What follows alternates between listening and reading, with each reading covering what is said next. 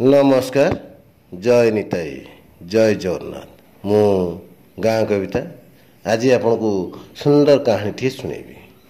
कहानीटीर शीर्षक बाड़ जदि फसल खाए कहबी काहाकू। बाड़ जदि फसल खाए कहबी काहाकू। आसंतु शुणिबा। विगत 6 मास परे धनंजय बाबू गाँ को फेरुचंती। मनरे असुमारी स्वप्न। एथर निश्चय तांकर आशा स्वप्न सब पूरण हेब। दूध दिया खरा बेल तातीरे बाली खई फुटु थाए। दिन 11टा। स्टेशन ओह्लाइले धनंजय बाबू। बाहर को चाही हेउनाई। एमिति टाण मुंडफटा खरा आगुर केबे जणा पड़ेनी।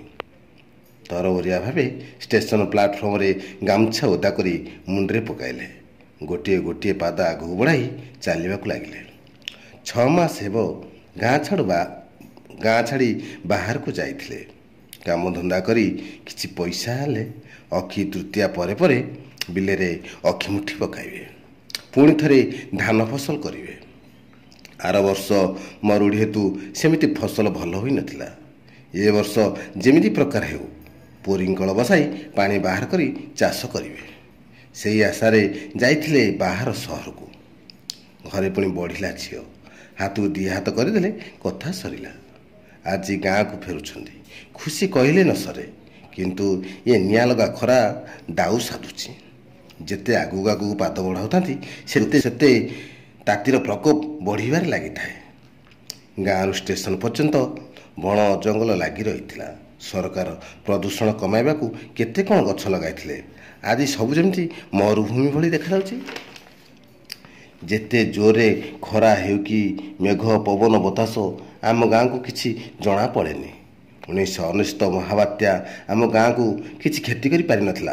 बरम आकाश को मुंड टिकी छिड़ा होइथिबा बाली पहाड़ केते जे जीवन बंचाइथिला तार हिसाब नाही।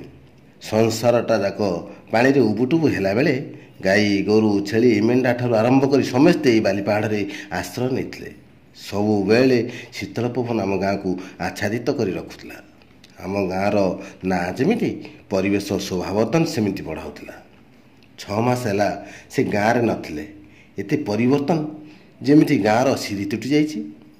ओदा करी आनिथिबा गामुछा सुखी गलानी। शोषरे तंटी अठा होई जाउछि।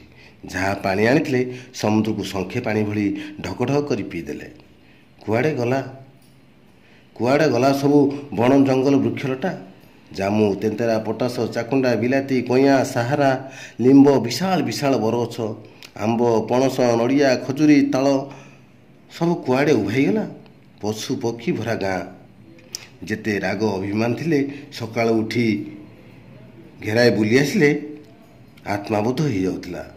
एमिति केमिति होइगला छाई टिके मिलिबा सात सपन। जेमिति एठी किछि नथिला केवल बाली। जुआड अनैब दूरांतर पर्यंत बाली रे आखि झलसी उठुची। चाली चाली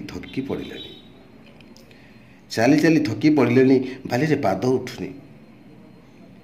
निया रड भली जलुची जेमिति चपल हलक नियारे तरड़ जीव।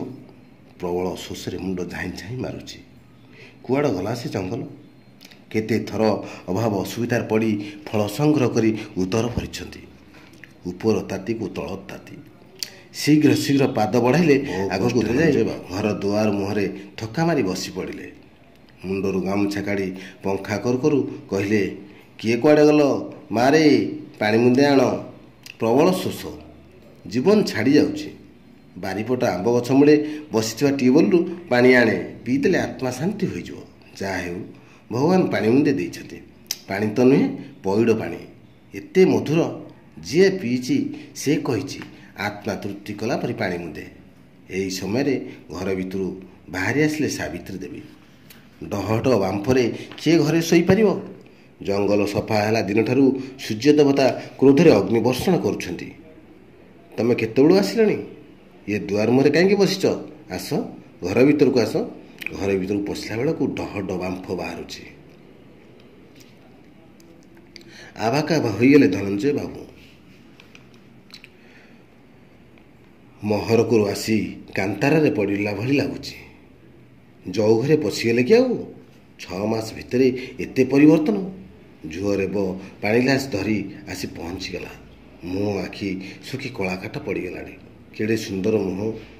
ଦିନେ ନ ଦେଖିଲେ ଧନଞ୍ଜୟ ବାବୁ ଘରୁ ବାହାରନ୍ତିନି। ଆଜି ଏମିତି ଦେହ ଟିକେ ଖରାପ ଅଛି ଭାବି ହାତରୁ ପାଣି ଗ୍ଲାସଟା ଧରି ନେଇ ଦି ଢୋକ ଦେଇଛନ୍ତି। ଅ କରି ବାନ୍ତି କରି ପକାଇଲେ, କାଢ଼ି ପକାଇଲେ ଥୁ ଥୁ କରି। ଇଏ କ'ଣ? ଏଡ଼େ ବଡ଼ ଖରାରେ ମୋ ଜୀବନ ଛାଡ଼ି ଯାଉଛି। କେତେ କରି କହିଲି ଆମ ଟ୍ୟୁବୱେଲରୁ ସଜ ପାଣି ମୁନ୍ଦେ ଆଣିବାକୁ, ଆଉ ତୁ ପାଣିରେ ଲୁଣ ପୋଷେ ପକାଇକି ଆଣିଛୁ। ମୋତେ ମାରିବ ନା କ'ଣ? ବିରକ୍ତି ଭାବରେ କହିଲେ ଧନଞ୍ଜୟ ବାବୁ। ଆଗରୁ କେବେ ଏମିତି ଭାବରେ ବଡ଼ ପାଟି କରି ଝୁଅକୁ କହିନଥିଲେ। ରେବ ଡରରେ ଯାଇ ମାଆର ପଛପଟରେ ଲୁଚିଗଲା।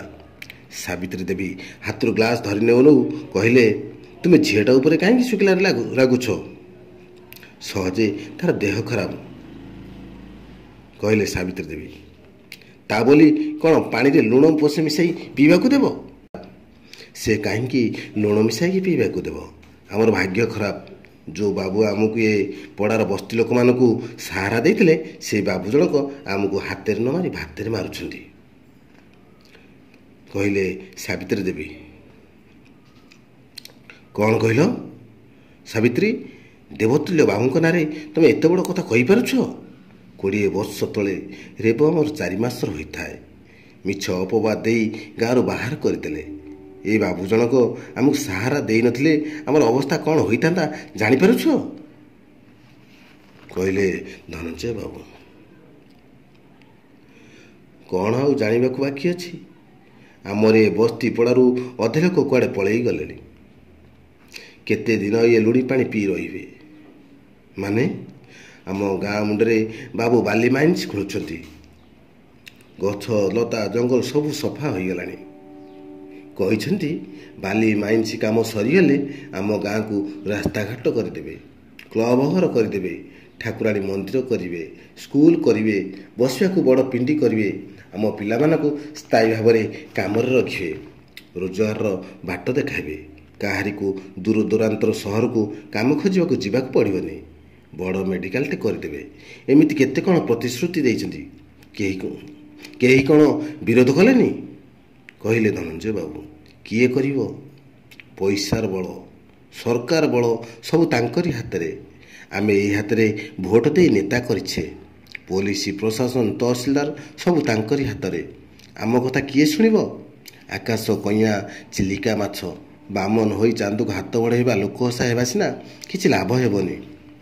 ଯେଉଁମାନେ ପଚାରିବାକୁ ବାବୁଙ୍କ ଅଫିସକୁ ଯାଇଥିଲେ ସେମାନେ ଆଉ ଫେରି ନାହାନ୍ତି।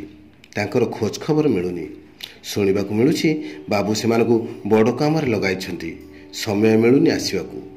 ମୋତେ ଭାରି ଡର ଲାଗୁଛି। ଶୁଣୁଛ, ଆମ ଟ୍ୟୁବୱେଲରୁ ଏ ଲୁଣି ପାଣି ମୁନ୍ଦେ ବାହାରୁଛି। ଗାଁ ରମୁଣ୍ଡକୁ ଯାଅ, ଦେଖିବ ଟ୍ୟୁବୱେଲ ସବୁ ଶୁଖିଲା ପଡ଼ିଛି, ଆଉ ପାଣି ବାହାରୁ ନାହିଁ। ଚାଲ ଆମେ ଏ ଗାଁ ଛାଡ଼ି ଆଉ କୁଆଡ଼େ ପଳେଇବା। ବାଲି ମାଇନ୍ସ ଏତେ ଗଭୀର ହେଲାଣି, ତଳକୁ ଚାହିଁଲେ ମୁଣ୍ଡ ବୁଲାଇ ଦେଉଛି।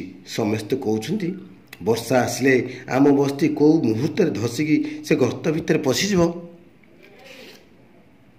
ରାତିରେ ଭଲ କି ଶୋଇ ହେଉନି। ସମସ୍ତେ ପ୍ରତି ମୁହୂର୍ତ୍ତରେ ମରି ମରି ବଞ୍ଚୁଛନ୍ତି। ଏମିତି ଡରି ଡରି ବଞ୍ଚିବା ଅପେକ୍ଷା ଚାଲ କୁଆଡ଼େ ପଳେଇବା, ମୂଲ ମଜୁରୀ ଲାଗିବା। ମୁଁ ପଛେ ପର ଘରେ ବାସନ ମାଜିବି, ଶାନ୍ତିରେ ଟିକେ ତ ବଞ୍ଚିବା। ଆମ ଝିଅକୁ ହାତକୁ 2 ହାତ କରିପାରିବା, କହି କାନ୍ଦି ପକାଇଲେ ସାବିତ୍ରୀ ଦେବୀ। ଅସୁମାରୀ ସ୍ୱପ୍ନକୁ ଧୂଳିରେ ମିଶାଇ କୁହକୁ ଛାତିରେ ଚାପି ଧରି କୋଳକୁ ଆଉଜେଇ ଆଣିଲେ ସାବିତ୍ରୀ ଦେବୀକୁ। ଏବଂ ସୂର୍ଯ୍ୟଙ୍କର ରୌଦ୍ରତାପ ମଳିନ ହେଲା ବେଳକୁ ଝିଅର ହାତ ଧରି ବାହାରି ପଡ଼ିଲେ ଷ୍ଟେସନ ଅଭିମୁଖେ ଧନଞ୍ଜୟ ବାବୁ, ତାଙ୍କ ସହିତ ସହଧର୍ମିଣୀ ସାବିତ୍ରୀ ଦେବୀ। ଜୟ ନିତାଇ, ଜୟ ଜଗନ୍ନାଥ।